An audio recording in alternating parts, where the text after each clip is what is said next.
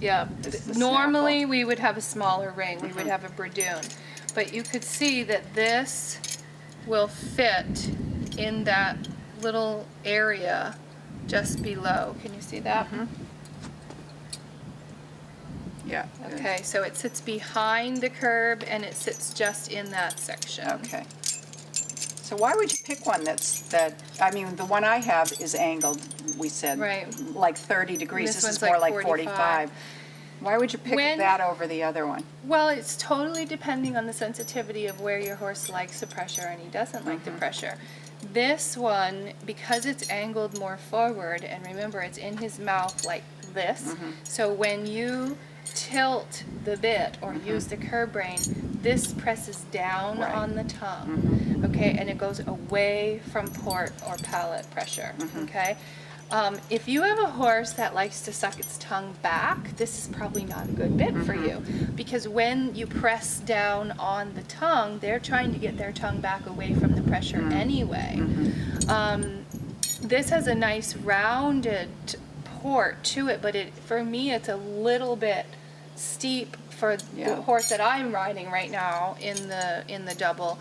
Again, it's the sensitive mare, so I have to have a little bit smoother, softer, and she is, as you know, a little bit mouthy in the bridle, so if I have tongue pressure, she's always trying to get away from that, so I don't use this on her, but this is really useful for a horse that doesn't want to be bumped in the roof of the mouth and doesn't have issue with his tongue. Yeah. Now, compare, I mean, because that, just superficially, this looks like it's a fairly high port, and this looks like it's a fairly high port, but this is angled forward and this is straight up and down. That's right. So this is actually going to give no tongue pressure or little tongue pressure, but could give more port, upper jaw or palate pressure. And depending on the conformation of your horse's mouth, if this is the top inside of his mouth, okay, and it's resting the bits in his mouth, some horses have a high arch, some horses have a wide arch across the bit, and some horses have a really low arch. And if they don't have much of an arch, or it's not very concave, then this bit is going to bump that. And maybe if it's a horse that's really pulley and strong, that's the kind of pressure that you need. And when he comes away from that pressure, you have a better feeling in your hand.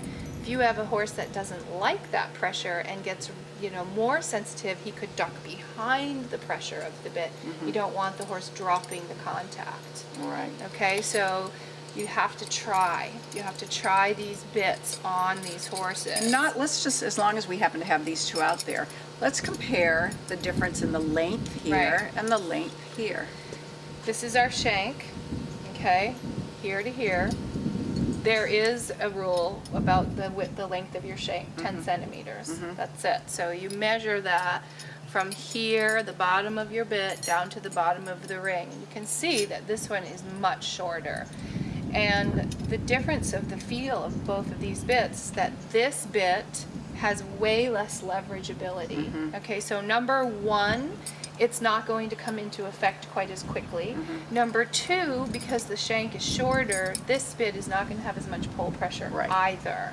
Okay, and So it would be milder. Would you suggest, if you were just starting with a double and you're trying to figure out what your horse likes, that you would go to something like this as opposed to something like this? I think this one is a pretty average. I've seen much longer. I wouldn't hesitate to start in either. I guess it would depend again on my horse. If my horse is traditionally very strong in the snaffle, I probably would start with a medium length shank. If my horse has a tendency to drop behind the bit in the snaffle, they're gonna do it more in the double. So then I would really shorten, use a shorter shank. Yeah. And what about you see the purchase? Yeah, you see well, I don't know which is the best angle to show it from, but the length here is quite a bit longer than the length there. And again, the longer the length of the purchase or the shank, the stronger the leverage effect from the bit. Okay? The other thing that you can see, and there may be a better example, is see how the purchase on this bit goes out away? That's really important for horses that have fleshy cheeks or a thicker head. Okay. can see that the purchase is bent out to the side just a little bit. That's important for horses that have a big jowl or fleshy cheeks, because if it's straight, it's going to rub. It might even catch on the rest of your bridling equipment or your noseband, okay? So this is also a legal bit, but you can see how long that shank is compared to this one, okay? And this is a little bit narrower bit, okay? This has a much thicker bar. This is called the bar. This is a much thicker bar than this, and then we have the one that's even narrower, and this has quite a nice width to the port. It's rounded at the top, and this one's also slightly lots of room tilted, in lots here. of room. So one might assume that this narrower bit is more severe, but if you have a small-mouthed horse and sensitive and not, you know, if they maybe even a little thick tongue, there's not a lot of room in there for them to put everything in, this is a nice bit. So they have all a purpose. How about this? This is Happy Mouth bit, and it's made of a synthetic, and it promotes a little bit of chewing. It's a little softer in the mouth. It's not bendable, it's not flexible, but it is made of plastic or rubber, so that it doesn't always feel like metal in the horse's mouth. The one thing that I don't like about riding in this bit is it's very, very light, and it's very easy for the horse to flip the bit up and down in the mouth. However, the sensitive mare, this is the bit I started her in. Because when I first put even the mildest low-ported curb on that I could find, she wanted to go around with her mouth open and try and spit everything out because it was so much metal in her mouth for what she was liking, and you can feel the weight difference of that. So the weight, when she was getting used to the double, this was beneficial for me. But then now that she's used to having her mouth around both bits, now I ride her in a bit that's more like this. Yeah, and this brings to mind when you look at this material here. Can you just talk about stainless steel as opposed to Oregon, as opposed to nickel? A lot of times, talking about investment, a lot of times people buy nickel bits because they're the least expensive, but there are allergies. Can you just talk about the different kinds of... Yeah, and again, you've got to know what your horse needs, okay? So the difference in bits, in metals, really has to do with the composition about what they do to make them salivate. Okay, so this bit here has a lot of copper and nickel in it, and you can see that it's a little golder color than this.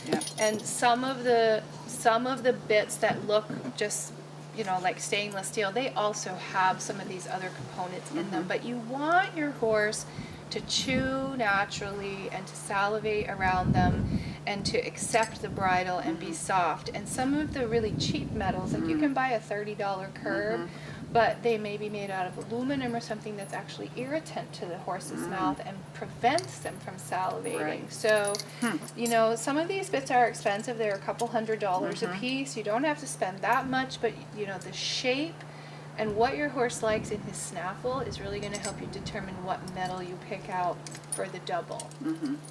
Okay. Cool. I wanted to go over how the snaffle works in the horse's mouth. Okay. Great. So here's Melissa again. Thank you. Which one should I pick? We're going to pick this one. Okay. So again, if I'm the horse and I'm putting the bit in my mouth, you know, we have a number of different types of rein aids.